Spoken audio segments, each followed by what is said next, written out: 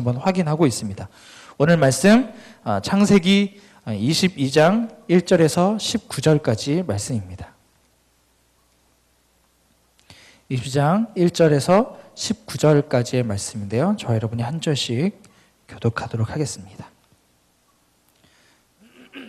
말씀이 좀 길긴 하지만 여러분들 잘 아시는 말씀이고요. 말씀 한 구절 한 구절 좀 의미를 두시면서 깊이 있게 좀 보셨으면 좋겠습니다. 제가 먼저 읽겠습니다.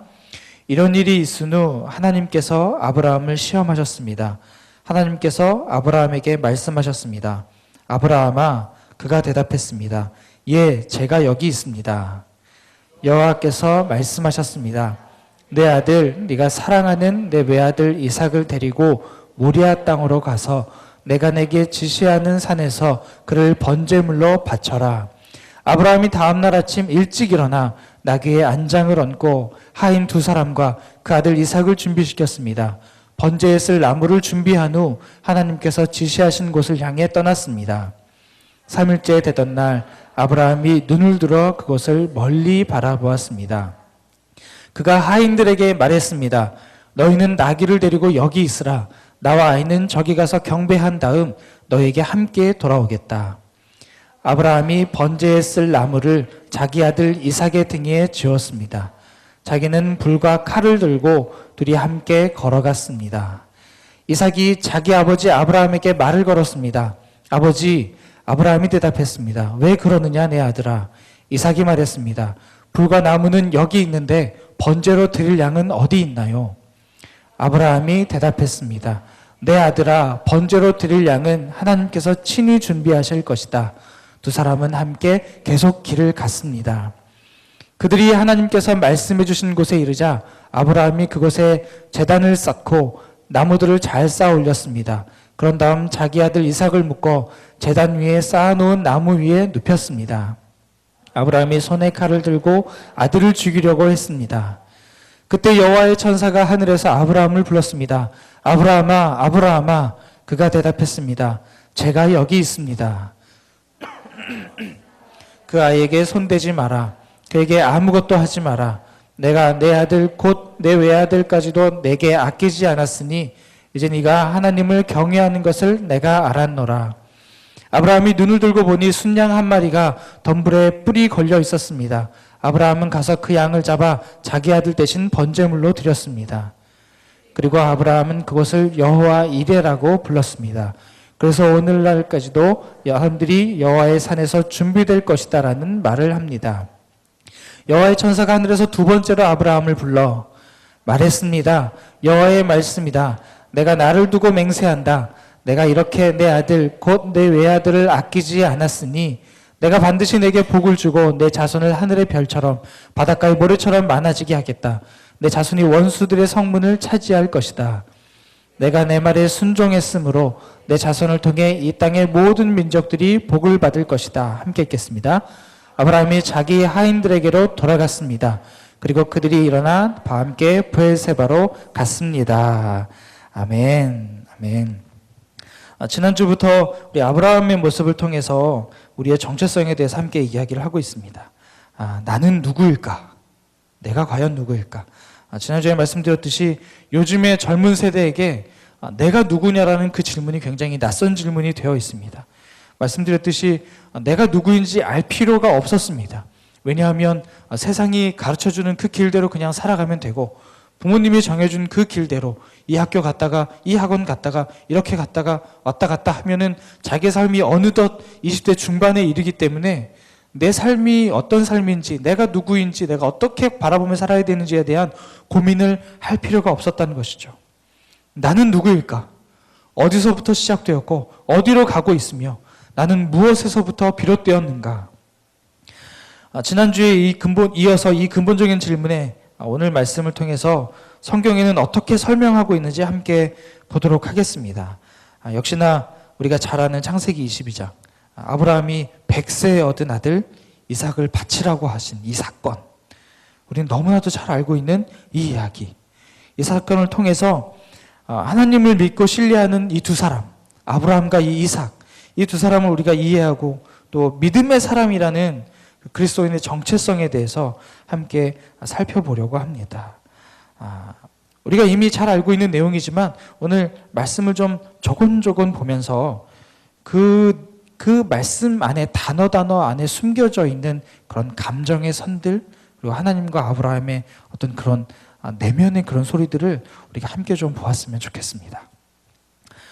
창세기 22장 1절을 보시면 갑자기 하나님께서 아브라함을 불러 말씀을 하셨습니다. 여러분, 이 그림이 이렇게 장난감이라 하여 여러분들을 절대 이렇게 수준을 낮게 본 것이 아니라 이렇게 보시면 아무래도 이해가 빠르기 때문에 했습니다. 근데 너무 이렇게 집중해서 보시지 마시고, 네, 이래야 저희의 그 마음이 어린아이와 같아서 천국을 소유할 수 있기 때문에 네, 이런 억지를 부려봅니다. 이런 일이 있은 후에 아브라함을 하나님께서 시험하셨습니다. 이런 일이 있은 후가 무엇이냐면 21장의 사건입니다. 21장이 무엇입니까? 하나님께서 약속하셨던 그 외아들 이삭이 태어났습니다.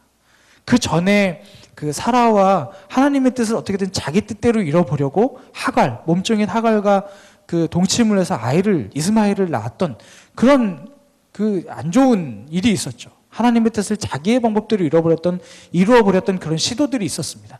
하지만 하나님께서 말씀하셨죠. 내 몸에서 난 아들이 내 그 후손이 될 것이다라는 분명한 약속이 있었습니다. 그래서 21장에 드디어 75세에 집을 떠나면서 25년 동안 하나님께서 응답하시지 않으셨던 그 외아들, 그 아들 이삭을 21장에서 낳게 됩니다. 그리고 나서 그 하갈이 낳은 이스마엘과 뭔가 좀 집안 안에서 갈등이 생깁니다. 그래서 사라가 이스마엘하고 하갈이 집에서 나갔으면 좋겠다라고 그 남편인 아브라함을 들들 볶아서 결국은 쫓아내죠. 쫓아내서 죽을 위기에 처했을 때 하나님이 그들을 불쌍히 여기시고 똑같은 축복을 해주십니다. 그 이야기가 21장에 나오죠. 그리고 21장 뒷부분에 보시면 아비멜렉과의 그런 갈등 구조가 또 있습니다. 그 아브라함이 계속 부유해지고 그 세력이 더욱 커지니까 아비멜렉이 약간 좀 경계를 합니다. 그래서 그 하인들끼리 그 가축들에게 물을 먹이는 데 있어서 그 우물을 가지고 계속 다툼이 일어나던 차에 아브라함과 아비멜렉이 만나서 조약을 맺죠. 그래서 이렇게 그 가축 7마리를 보내주면서 내가 이것을 산 것이다, 이것이 우리의 조약이다 라고 약속을 맺으면서 21장이 일단락이 됩니다. 그리고 나서 22장으로 시간을 훌쩍 뛰어넘어서 이삭이 태어난 그 해가 아니라 시간을 훌쩍 뛰어넘어서 한 10수년이 지난 이후에 하나님께서 그 중간에는 어떤 특별한 말씀이 없으시다가 이날 갑자기 하나님께서 아브라함을 시험하셨습니다. 아브라함아 하고 하나님께서 부르셨죠. 아브라함이 대답합니다. 네, 제가 여기 있습니다. 하나님의 시험의 내용은 2절에 나옵니다. 네 아들, 네가 사랑하는 그 외아들 이삭을 데리고 모리아 땅으로 가서 내가 너한테 말하는 그 산에서 네 아들 이삭을 번제물로 바쳐라 라는 말씀을 하나님께서 아브라함에게 던지십니다. 이것이 시험의 내용이었습니다. 잘 알고 있는 것처럼 아브라함은 다음날 아침 일찍 일어났습니다.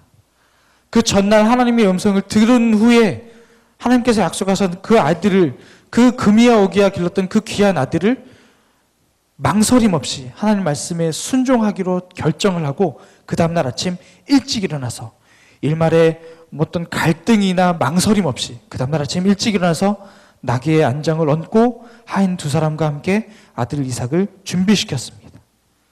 그리고 번제에 쓸 나무를 준비하고 나서 하나님께서 말씀하신 곳을 향해서 출발을 했습니다. 한 3일쯤 걸어갔습니다. 이 아브라함이 살고 있던 곳과 하나님께서 말씀하셨던 그 모리아 땅이 대충 거리가 한 80km 정도 된다고 합니다. 이 거리를 걸어서 가야 돼요. 그러니까 한 3일쯤 갔을 때 드디어 하나님께서 말씀하셨던 그 땅, 모리아 산이 저쪽 어슴풀에 보이는 그쯤에서 그 산을 바라본 아브라함이 이제 자기의 하인들에게 이렇게 얘기합니다. 5절에 나옵니다. 너희는 나귀를 데리고 여기 있어라. 나는 이삭과 함께 하나님께서 말씀하신 저 산으로 가서 하나님을 경배한 다음에 너에게 함께 돌아오겠다라고 이야기를 합니다. 아브라함이 번제에 쓸 나무를 아들 이삭의 등에 이제 지웠습니다. 그리고 아브라함은 자기가 이제 불과 칼, 제사에 쓸 불과 칼을 들고 함께 걸어가기 시작합니다. 이 아들 이삭과 아브라함이 하나님 앞에 번제를 드렸던 것이 이번이 처음이 아니었습니다. 매번 해마다 하나님 앞에 번제를 드렸고, 그때마다 번제에 쓸 나무도 준비했고, 불도 준비했고, 칼도 준비했고, 번제에 쓸 제물도 함께 준비했었습니다. 아직 이 당시만 해도 율법이, 하나님 앞에서 율법을 받기 직전이라 뭐 흠없는 뭐 양이나 소나 이런 것을 뭐 이렇게 하나님께서 구체적으로 정해주시진 않았지만, 이미 이때부터 있었던 그 번제의 그런 규례들이 있었습니다. 그것은 가축을, 자기가 기르던 가축을 준비하는 겁니다. 흠이 없는 가축을 준비하는 것이죠. 늘 함께 아빠랑 같이 번제에 쓸 제물을 함께 준비해서 갔던 것, 그것이 익숙한 이삭이었는데 이날만큼은 제물이 없었습니다. 이상했죠. 분위기가 이상했습니다. 그래서 이 이삭이 아버지에게 묻습니다. 함께 길을 가면서 아버지에게 물어봤습니다. 아버지, 아브라함이 대답합니다. 왜 그러느냐 내 아들아. 이삭이 말합니다. 불과 나무는 여기 있는데 번제로 드릴 양은 어디 있습니까? 물어봅니다. 아브라함이 대답하죠. 내 아들아, 번제로 드릴 양은 하나님께서 친히 준비하실 것이다. 이삭도 눈치를 챘습니다. 맨날 함께 번제를 드리러 가면서 자기가 어려서부터 아버지한테 들은 아버지의 그 하나님의 이야기를 끊임없이 들었습니다. 75세에 본토 친정 아비 집을 떠날 땐 그 이야기, 그리고 정처 없이 하나님께서 어디로 가라 말씀하시지도 않고 그냥 무작정 떠나라고 말씀하셨던 그 이야기들, 그 가운데서 너희 엄마와 내가 어떤 일이 있었어라는 그 믿음의 여정들의 이야기를 이 아이에게 매번 번제를 드리러 갈 때마다 그 이야기를 했습니다. 근데 이날만큼 아버지가 아무 얘기도 안 하는 겁니다. 그리고 얼굴이 어둡습니다. 그러니까 이 아들도 눈치가 있죠. 분위기가 이상합니다. 재물도 없어요. 분위기가 싸합니다. 그래서 자꾸 물어봅니다. 이 똘똘한 이삭이 한 번만 물어봤겠습니까? 아버지, 재물은 어디 있나요? 좀 가다가 아버지가 하나님께서 준비하셨다. 한참 가다 분위기가 또 이상하니까 재물 어디 있나요? 하나님께서 준비하셨어. 또 한참 가다가 또 물어봅니다. 재물이 이제 준비될 때도 되지 않았나요? 아버지는 계속 얘기합니다. 아니다, 하나님께서 준비하셨다. 두 사람이 계속 길을 갔습니다. 그래서 하나님께서 말씀해 주신 곳 그 모리아 산에 이르자 아브라함이 그곳에 제단을 쌓습니다. 그리고 준비해온 나무들을 잘 쌓아 올렸습니다. 그런 다음 하나님께서 분명히 제물을 준비해 주시겠다고 말씀하셨는데, 분명히 우리 아버지 아브라함이 아들인 이삭에게 하나님께서 제물을 준비하셨을 거라고 얘기했는데, 그 순간 자기 아들을 아브라함이 묵습니다. 그리고 나무를 쌓아놓았던 그 제단 위에 아들 이삭을 올려놓습니다. 아들 이삭이요, 이때의 나이가 10대입니다. 중학생 정도 나이라고 보시면 될 것 같아요. 아브라함의 나이는 100살이 훨씬 넘어서 110 몇 세 정도 되었을 것입니다. 아무리 이삭이 아직 어리다고 해도 그 혈기왕성한 중학생이 100살이 넘은 할아버지를 제압할 수 있는 것은 아주 쉬운 일입니다. 근데 이 아들 이삭은 반항하지 않습니다. 몸부림치지 않습니다. 아버지가 시키는 대로 묶이고 아버지가 눕히는 대로 제단 위에 눕습니다. 그 순간 아브라함이 재물을 잡는 그 칼을 손에 들고 아들을 죽이려고 합니다. 우리가 상상하고 있는 것, 아들을 놓고 아브라함이 칼을 들어서 배를 찌른다고 생각하실 거예요. 근데 성경 원어를 보시면 여기서 칼을 들고 아들을 죽인다는 그 단어가 그렇게 찌른다는 단어가 아니고요. 재물을 죽일 때, 양을 죽일 때 찌르는 방법입니다. 제가 예전에 레위기 한번 설명드렸었죠. 목을 따는 겁니다. 자기 아들의 목을 따기 위해서 칼을 이미 들이대고 있었습니다. 그냥 에잇 하고 그냥 흑 하고 에이 한 번에 끝 이게 아니고 그 자기 아들의 목을 자기가 따기 위해서 칼을 지금 대고 있는 상황입니다. 대고 지금 그으려고 하는 그 순간이 되는 것입니다. 그때 갑자기 하늘에서 하나님의 천사가 내려와서 아브라함을 불렀습니다. 아브라함아, 아브라함아. 그가 대답했습니다. 제가 여기 있습니다. 제가 이거 참 여러 번 말씀드리는데 그 하나님의 천사가 나와서 아브라함을 부를 때 지금 이제 막 죽이려고 하는 순간 우리가 상상하는 대로 뭐 아브라함아, 아브라함 이렇게 부를 수 있게 아브라함 벌써 이렇게 부르면 늦습니다. 굉장히 다급하고 급한 목소리로 막 청천벽력과 같은 소리로 하나님의 그 천사가 불렀을 겁니다. 아브라함아! 그 아브라함이 깜짝 놀라서 제가 여기 있습니다. 천사가 말합니다. 그 아이에게 손대지 마라. 그에게 아무것도 하지 마라. 내가 네 아들 곧 네 외아들까지도 내게 아끼지 않았으니 이제 네가 하나님을 진짜 경외하는 줄을 이제 내가 알았다. 그렇게 이야기를 하죠. 그 순간 아브라함이 눈을 들어보니까 순양 한 마리가 그 그저 덤불에 뿔이 걸린 채로 걸려 있었습니다. 아브라함이 올라오면서 했던 그 얘기, 하나님께서 재물을 준비하여 주실 것이다라는 그 말이 응답이 된 거죠. 아브라함이 가서 그 양을 잡아다가 자기 아들을 내려놓고 그 번제단 위에 번제로 드리게 됩니다. 아브라함이 그곳을 이렇게 부르기 시작했죠. 여호와 이레, 하나님께서 미리 준비하셨다. 그 말로 이 장소를 부르기 시작하게 된 것입니다. 이것이 오늘 창세기 22장 1절에서 19절까지의 이야기입니다. 우리가 이 이야기 속에서 기억할 것이 있습니다. 먼저 기억해야 될 것, 제가 이 스토리를 말씀드리면서 몇 가지를 벌써 말씀드렸는데요. 이삭을 하나님께 번제로 드린 이 사건이 아브라함이 75세에 자기 집을 떠나서 100살에 자기가 이삭을 얻게 되고 그리고 나서도 꽤 시간이 흐르고 나서라는 겁니다. 이미 시간이 한참 지났습니다. 이삭이 10대의 혈기왕성한 그때 아브라함에게 하나님의 시험으로 이것이 시작되는 겁니다. 이미 하나님의 말씀이 계속 성취되고 있었습니다. 떠나라 해서 떠났고요. 아들 주신다 해서 100세의 아들 얻었습니다. 그럼 됐잖아요. 그럼 우리는 할렐루야죠. 하나님이 아들 주셨으니 이제 평탄한 삶을 살면 됩니다. 하지만 여기에 함정이 있습니다. 하나님이 그 마지막 약속하신 아들 얻었다고 해서 거기서 끝나는 것이 아닙니다. 이제부터 시작입니다. 거기에 바로 하나님의 시험이 있다는 겁니다. 하나님의 시험. 그 하나님의 시험으로 아브라함을 뒤흔들고 있다는 겁니다. 사람을 시험한다는 것이 무엇이겠습니까? 사람을 시험하는 것. 하나님께서 우리를 시험하시는 것. 그 시험을 당하는 사람의 그 실체가 무엇이냐, 이 사람이 속에 무엇이 있는가를 하나님께서 확인하고 싶을 때, 도대체 그 속에 갖고 있는 것이 뭔지 하나님께서 분명히 알고 싶으실 때, 검증하고 싶으실 때 하나님께서 시험하신다는 것. 난 너를 못 사게 굴고 네가 괴롭힘을 당하는 게 좋아. 하나님이 이런 이상한 분이 아니라는 거예요. 하나님께서 고통을 주시고 힘듦을 주시고 역경을 주실 때 이유는 한 가지, 시험하신다는 것. 그 시험이 왜?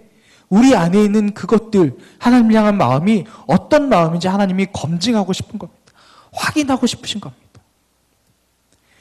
이 검증의 과정, 확인의 과정에서 보통 우리가 겪게 되는 것이 있습니다. 어려움입니다. 고통이 있습니다. 고난이 반드시 그 시험 안에 따라옵니다. 그러니까 우리가 잘 살고 있다가 하나님 말씀대로 순종하면서 살고 있어서 잘 가고 있다가 어느 순간 삐걱할 때가 있다는 거예요.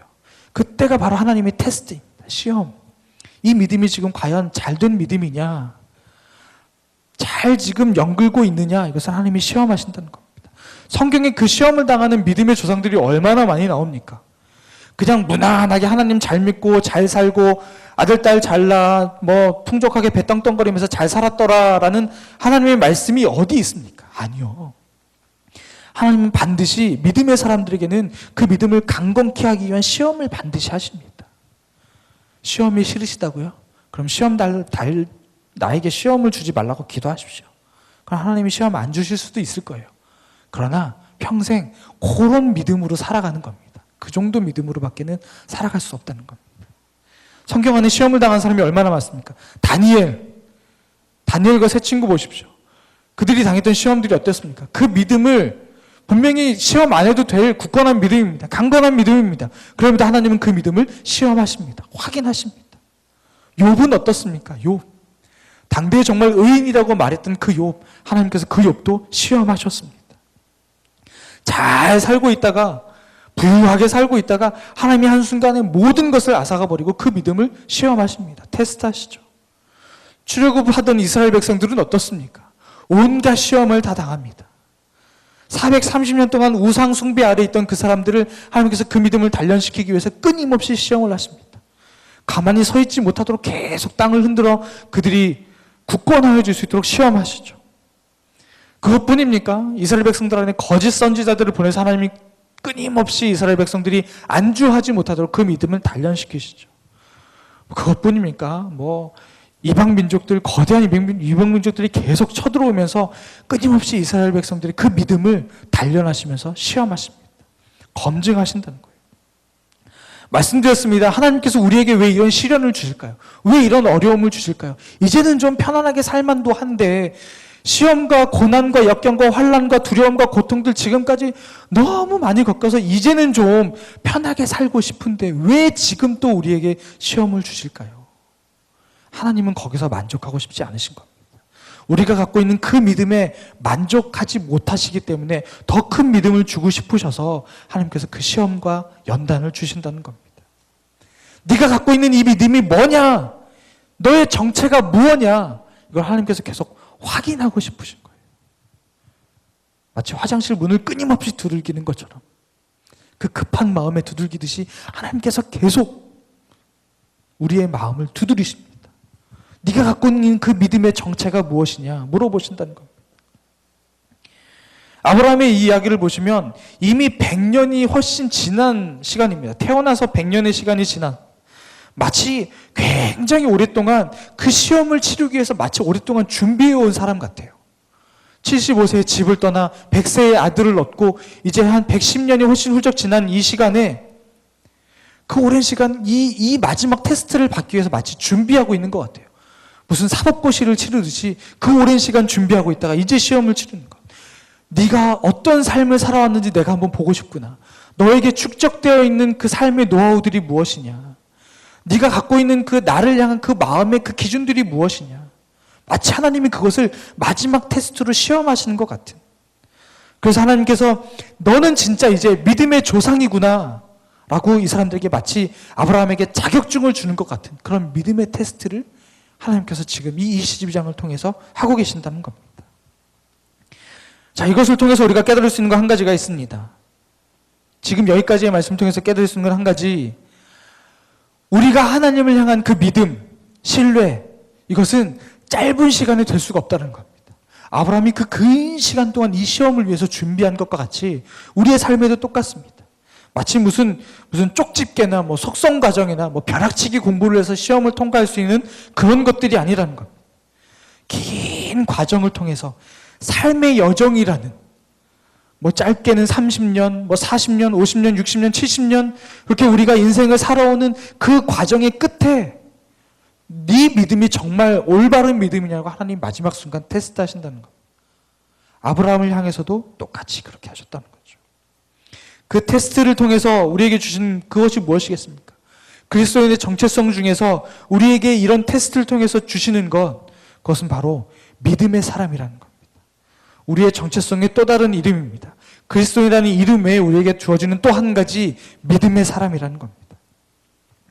이 믿음의 사람이라는 정체성은 말씀드린 대로 한순간에 하루 반짝 공부해서 하루 성경 공부를 해서 우리에게 주어지는 것이 아닙니다. 삶의 긴 여정 속에서 각자의 삶에 합당한 그 연단과 환난을 겪은 후에 그 풍파를 겪은 그 시점에서 하나님께서 그 사람에게 합당한 믿음의 사람의 타이틀을 주시기 위해 시험하신다는 것. 준비 기간이 오래 걸립니다. 아브라함 몇 년 걸렸습니까? 100년 이상 걸렸습니다. 여기 계신 분들 이미 그 시험을 겪으신 분들도 있을 겁니다. 아직 그 시험이 아니신 분들도 있을 겁니다. 그것은 한순간에 되는 것이 아닙니다. 아주 긴 준비를 통해서 이 시험을 치르게 된다는 겁니다. 근데 이 시험의 가장 중요한 것은 하나님과의 그 친밀함 속에서 가능합니다. 하나님과의 그 깊은 교제 안에서 이것이 가능합니다. 이 믿음의 사람이라는 이 시험의 이 테스트의 결과를 얻는 이 믿음의 사람이라는 이 자격증은요, 이 긴 시간 동안 하나님과의 교제 안에서 아주 자연스럽게 생겨나는 삶의 결과라는 것입니다. 삶의 태도이죠. 말씀드린 대로 이걸 억지로 해서 만들어낼 수 있는 그런 타이틀이 절대 아닙니다. 아무리 열심히 노력한다고 해도 하나님이 이 네가 믿음의 사람이라는 그 타이틀을 아무에게나 주시겠습니까? 그렇지 않다는 겁니다. 삶을 통해서 검증되어야 된다는 겁니다. 그것도 긴 시간을 통해서 검증되어야 한다는 겁니다. 반짝 오늘 처음 하루 금식했다고 하나님이 넌 믿음의 사람이야 라고 하나님 말씀하시지 않는다는 거예요. 그렇게 하나님 하시지 않는다. 하나님 다 아시죠. 이 믿음의 사람이라는 아브라함, 믿음의 조상이라고까지 말하는 그 아브라함, 이 아브라함의 삶의 태도 안에서 우리가 그 정체성, 오늘 우리가 함께 보았던 22장의 이 사건 속에서 이 정체성이 어떻게 드러나는지를 오늘 몇 가지를 더 보려고 합니다. 말씀드린 대로 그 지난주에 봤던 창세기 12장에서 아브라함이 75세에 하나님의 부르심을 받습니다. 떠나라. 내 본토 친척 아비집을 떠나라고 이야기합니다. 그리고 나서 아브라함이 하나님께로 갈 때까지 100년의 시간이 더 흘렀습니다. 그러니까 아브라함이 175세에 죽거든요. 그러니까 75세에 하나님의 부르심을 받은 이후에 100년의 삶을 더 삽니다. 하나님과 동행하는 삶을 살았죠. 자, 하나님과 동행하는 삶을 살고 있는 믿음의 사람이라고 하더라도 하나님께서 약속하셨던 그 외아들 이삭, 이것을 번제로 드리라는 하나님의 그 요청에 대해서 과연 아브라함이 쉽게 순응할 수 있는 것이냐? 그렇지 못한다는 것. 지금 여기 자녀로 한정희 집사님, 우리 지혜 자매가 지금 20살이라고 치고요. 하나님이 어느 날 갑자기 집사님한테 네 딸을 나에게 바쳐라. 3일길을 가서 저기 덕동산에 가가지고 제단 쌓고 나무 쌓고 하라고 하시면 집사님 어떻게 하시겠습니까? 그게 쉽게 아멘 하신다고요? 그게 쉬운 일이 아니잖아요. 지금 아브라함이 그냥 그날 듣고 다음날 짐 쌌다고 해서 아브라함이 무슨 마음이 그냥 딱딱한 무슨 양철 심장이 되어서 아무런 감정 없이 그래 하나님이 하시라 했으니 그래 해야지 뭐 이렇게 아브라함이 결정했겠습니까? 그렇지 않다는 겁니다. 성경에는 그 감정의 선은 전혀 언급하지 않습니다. 하지만 우린 짐작할 수 있습니다. 100세에 얻었어요. 정말 그러니까 늦둥이 중에 베스트 오브 베스트입니다. 늦둥이 여부도 늦둥이. 정말 귀한 아들입니다. 그 아들이 나의 모든 것을 주어도 아깝지 않은 그 아들을 하나님께서 달라고 말씀하신 거예요. 어떻게 그게 아멘이 되겠습니까? 힘든 일입니다. 그럼에도 불구하고 22장 2절에 보면 순종을 합니다. 하나님께서 명령하시죠. 네 아들 네가 사랑하는 애를 데리고 모리아 땅으로 가서 네가 지시한 산에 가서 그를 번제로 드리라는 이 하나님의 명령 뒤에 어떤 감정의 변화를 설명하지 않은 채 바로 순종의 모습이 3절에 나타납니다. 다음날 아침 일찍 일어나서 하나님이 자신을 부르신 분이 하나님이니까 하나님께서 이것도 책임져 주실 거라는 그 신뢰, 이 신뢰, 하나님께서 책임져 주실 것이다. 내가 진짜 이 아들을 죽여도 하나님께서 책임져 주실 것이다라는 그 신뢰, 그 믿음, 그것 때문에 믿음의 사람이라는 정체성이 이 아브라함에게는 있었던 겁니다. 그리고 3일길을 걸어서 모리아 땅까지 갑니다. 3일길. 이 가는 과정에 대해서도 우리가 생각할 수 있는 것들이 많죠. 아까 말씀드린 대로 매번 번제 때마다 참 여러 가지 이야기들을 아들과 나중에 하인들을 놓고 아버지 아들이 둘이 가잖아요. 그때 이삭이 물어봅니다. 아버지라고 부르잖아요. 그 이브리 원어를 보면 나의 아버지라고 합니다. 이 나의 아버지라는 뜻은 이 부자 간의 관계가 굉장히 좋은 때 쓰는 단어입니다. 굉장히 그 친밀한 단어예요. 나의 아버지. 그리고 아브라함도 이삭을 향해 얘기합니다. 나의 아들아. 그래서 히브리 원어를 보면 굉장히 친밀한, 친구 같은 밀접한 관계일 때 이 단어를 쓸 수 있는 겁니다. 정말 많은 얘기를 주고받았을 그 관계가 3일 길을 걸어가는 동안 굉장히 서먹했겠죠. 장장 3일을 걸어가는, 아까 말씀드린 80km 정도의 거리입니다. 이걸 걸어서 갑니다. 3일 동안 걸어가는 그 시간 동안 그 아버지의 마음이 어땠겠습니까? 그 중간에라도 하나님이 좀 멈춰주시면 얼마나 좋을까. 가다가 막 길이 없어져 버리든지, 차라리 나귀에 짐을 섰는데 나귀가 좀 엎어져 버리든지, 도저히 갈 수 없는 상황이 돼버리면 얼마나 좋을까. 내가 다리가 부러지면 안 갈 수 있을까. 별의별 생각을 다 하면서 3일 길을 갔을 겁니다. 밥이 넘어갔겠습니까? 물이 넘어갈까요? 아닙니다. 그 마음의 고통이라는 것을 이루 말할 수가 없죠. 자기가 자기 아들을 죽이러 가야 되는 이 상황이 얼마나 힘들었겠습니까? 하인들에게 이야기합니다. 번제 후에 내가 너희들에게 돌아오겠다. 그때 말할 때 이 이야기를 합니다. 보시면 너희에게 함께 돌아오겠다라고 이야기합니다. 분명히 난 죽이러 갑니다. 내 아이를 죽이러 가요. 둘이 갔다가 한 명은 죽고 한 명이 와야 되는 상황이에요. 근데 이 하인들에게 아브라함이 이야기하는 걸 보십시오. 내가 아이와 저기 가서 하나님께 경배한 다음에 너희에게 함께 돌아오겠다라고 말합니다. 이 표현 기억하십시오. 이 표현 기억하십시오. 너희에게 함께 돌아오겠다라는 이 표현이 있습니다. 두 번째로 볼 것이 있습니다. 이삭이 계속해서 질문하죠. 아빠, 맨날 항상 갈 때 번제를 우리가 제물을 준비했는데 제물 어디 있어요? 아빠가 얘기하죠. 아브라함이 얘기하죠. 하나님께서 예배해 주실 것이다. 또 가면서 물어봅니다. 불도 있고 나무도 있는데 제물은 어디 있어요? 양은 어디 있나요? 하나님께서 준비하실 것이다. 끊임없이 얘기하죠. 하나님께서 친히 준비하실 것이다. 이 아브라함의 고백. 우리가 함께 너희에게 돌아오겠다. 그리고 하나님께서 그 양을 친히 준비하실 것이다라는 이 아브라함의 고백. 세 번째가 있습니다.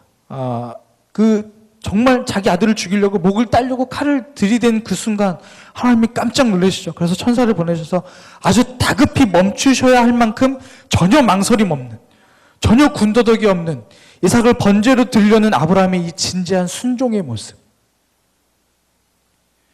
이 세 가지의 모습을 볼 때 내가 너희와 함께 돌아오겠다. 그리고 하나님의 양을 준비하실 것이다.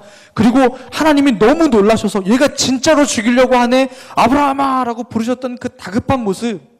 아브라함의 진지했던 그 순종의 모습. 이 모든 것이 어떤 상황 속에서도 하나님에 대한 그 믿음, 내가 하나님을 신뢰한다는 그 믿음을 저버리지 않는 아브라함의 정체성을 여과 없이 보여주는 것입니다. 내가 어떤 일이 있어도 어떤 상황 속에서도 나는 하나님을 신뢰합니다. 하나님이 이렇게 해주실 것을 내가 믿습니다. 내가 믿음이 칼을 들이대지 않는 것이 아니라 내가 믿으니까 칼을 댑니다라는 아브라함의 정체성이 여기서 드러나는 것입니다. 이 순종의 모습을 히브리서 11장 17절에 항상 이야기합니다. 이 구절과 이 22장과 떠날 수 없는 히브리서 11장 17절이죠. 이렇게 나옵니다. 믿음으로 아브라함은 시험을 받을 때 이삭을 바쳤습니다. 그는 약속들을 받은 사람이면서도 자기 외아들을 기꺼이 바치려 했습니다. 기꺼이 바치는 척 했습니다. 아닙니다. 기꺼이 바치려 했습니다. 정말 바치려고 했던 거예요. 아브라함이 믿음으로 이삭을 바친 것으로 인정되는 것입니다. 이미 하나님께서 받으셨다고 이야기하고 있는 겁니다. 아브라함의 이런 믿음의 행동, 하나님께서 죽은 아들까지도 다시 살려내셔서 그 아브라함에게 약속하셨던 그 약속을 이루실 것이라는 그 믿음에 근거하고 있다는 것을 19절에 다시 한번 이야기합니다. 아브라함은 하나님께서 죽은 사람도 살리실 수 있다고 생각했습니다. 그러므로 비유로 말하자면 그는 이삭을 죽은 사람들로부터 돌려받은 것입니다. 아브라함은 진짜 죽일 생각이었습니다. 하나님이 약속하셨으니까 내가 하나님을 신뢰하니까 하나님을 믿으니까 하나님께서 책임져 주실 거라는 그 믿음이 더 컸습니다. 그래서 진짜 이삭을 죽이려고 했습니다. 하나님이 말리셨던 거죠. 이런 아브라함의 믿음의 태도 정말 대단하지 않습니까? 그런데 역시나 부전자전입니다. 이삭도 아버지한테 태어나면서부터 보며 자라왔던 것들이 있겠죠. 아들 이삭도 대단합니다. 그 믿음의 태도가 아들 이삭에게도 동일하게 보입니다. 이삭 역시도 아버지 아브라함의 삶을 통해서 믿음의 사람이 무엇인지를 배웠던 것입니다. 계속 말씀드렸듯이 이삭이 아버지랑 단둘이 산으로 가던 이 상황이 평소와는 전혀 다른 분위기, 굉장히 어색하고 서먹하고 뭔가 이 살벌한 분위기, 분명 지금까지와는 다른, 분명 뭔가 문제가 있다는 것을 분명히 이삭도 알았습니다. 말씀드린 대로 제물을 바치러 산에 올라간 게 한두 번이 아니었어요. 늘 집에서 기르던 양, 흠없는 양을 아버지와 함께 양은 어떻게 골라야 돼? 라는 것부터 배워가지고 이 양을 어떻게 데려가고 어떻게 조심스럽게 제물을 하나님께 드려야 하며 불도 준비하고 나무도 준비한다는 것을 어려서부터 여러 번 봤습니다. 이날만은 다른 거예요. 분위기가 이상하죠. 그렇게 말 많던 아버지가 한마디 말도 없고, 그러니까 분명히 이것은 뭔가가 이상하다는 것을 이삭도 잘 알고 있었을 겁니다. 10대 중학생들 눈치가 얼마나 빠삭합니까? 잘 알죠. 이삭은 아버지의 이런 수상한, 뭔가 수상하고 이해할 수 없는, 그리고 나중에 급기야 자기를 제물 삼아서 묶어서 그 나무 쌓아놓은 그 제단 위에 올리는, 그러니까 내가 생각했던 분명히 아버지가 하나님께서 제물을 준비하셨을 거라는 그 기대와는 상관없이 그 기대를 무너뜨리는 이런 아브라함의 행동에도 불구하고 이 이삭은 아버지한테 반항하지 않습니다. 뿌리칠 수 있어요. 우리 아버지 나이 드셨더니 이상해지셔서 막 뿌리치고 줄을 끊고 도망갈 수도 있습니다. 근데 그렇게 하지 않았던, 그 연세 많으신 분이 그 힘없는 손으로 그 끈을 돌리고 있는 그 순간에 그 묶임을 같이 당하고 있고, 같이 제단에 그 100세 넘으신 분이 10대를 들어서 어떻게 나무 제단 위에 올리겠습니까? 자기가 올라가야 돼요. 그게 순종했다는 겁니다. 반항하지 않고 거기에 누웠다는 겁니다. 그리고 아버지의 칼이 자기 목에 얹어지는 그 순간까지도 이 아들은 순종하고 있었다는 겁니다. 왜요? 아버지와의 깊은 신뢰관계가 있었기 때문에, 아버지를 믿었기 때문에. 더 나아가서 내가 믿는, 내가 신뢰하는 내 아버지 아브라함, 그 아버지 아브라함이 믿고 있는 하나님에 대한 신뢰가 이 이삭에게도 있었던 겁니다. 동일하게 그 믿음이 있었던 겁니다. 이것이 믿음의 사람입니다. 우리가 그리스도인으로서, 특별히 오늘 우리의 새로운 정체성, 믿음의 사람으로서의 부르심 안에서 우리가 보여야 할 믿음의 행동이 무엇이겠습니까? 우리 각자의 삶에 하나님께서 그 믿음의 행동을 보이시라 말씀합니다. 아브라함에게는 이삭이었죠. 우리 각자의 삶에 하나님께서 말씀하시는 것들이 있습니다. 네가 가장 아끼고 소중히 여기는 그것이 무엇이냐? 하나님께서 그것을 흔들어서 우리의 믿음을 검증하고 싶어 하십니다. 하나님을 신뢰하십시오. 하나님을 믿으면 하나님께서 책임져 주십니다. 제가 지금까지 한 이야기 모두 잊으셔도 좋습니다. 그래서 단 한 장의 사진으로 여러분들에게 신뢰가 무엇인지 보여드리겠습니다. 이것이 신뢰입니다. 저 높은 곳에서 아버지를 향해 뛰어내리는 저 아이는 어떤 것도 의심하지 않습니다. 아버지가 나를 받을 수 있을까 없을까 계산하지 않습니다. 내가 떨어지면 아플까 생각하지 않습니다. 그저 내가 높은 곳에, 얼마나 높은 곳에 있는지 상관하지 않습니다.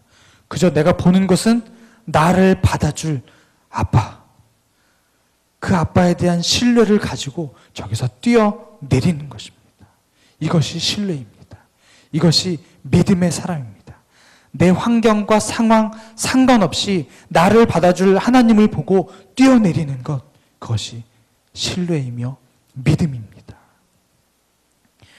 아브라함과 이삭을 통해서 우리가 깨달을 수 있는 것, 그리고 우리가 또 행해야 하는 것, 그것은 하나님께서, 우리의 하나님께서 우리가 어떤 상황 속에서도 우리를 책임져 주실 것이라는 그것을 믿는 것입니다.